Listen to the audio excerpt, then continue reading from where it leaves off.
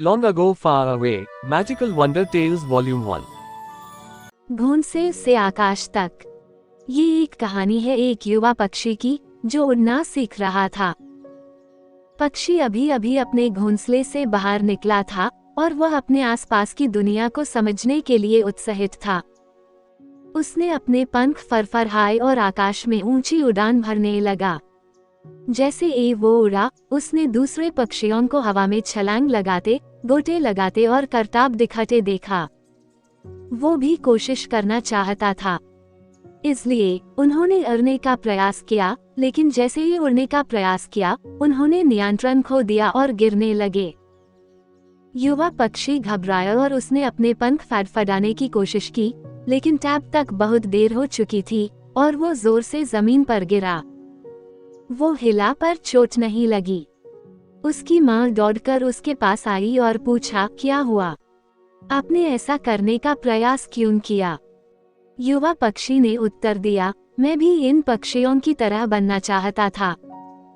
मैं भी करतब दिखाना चाहता था। उसकी माँ मुस्कुराई और बोली, बेटा, करतब दिखाने से पहले तुम्हें उड़ना सीखना होगा।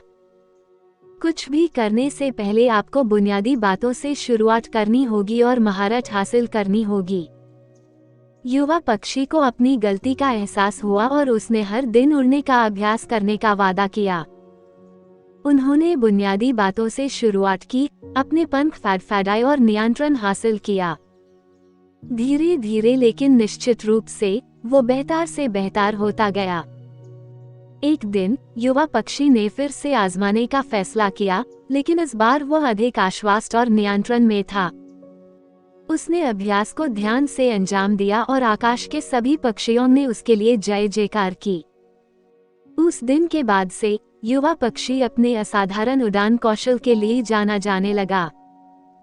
उन्होंने कुछ भी अधिक प्रयास करने से पहले बुनियादी बातों में महारत हासिल करने का महत्व सीख लिया था, और अभ्यास और दृढ़ता के साथ उन्होंने एक कुशल उड़ाका बनाने का अपना लक्ष्य हासिल कर लिया।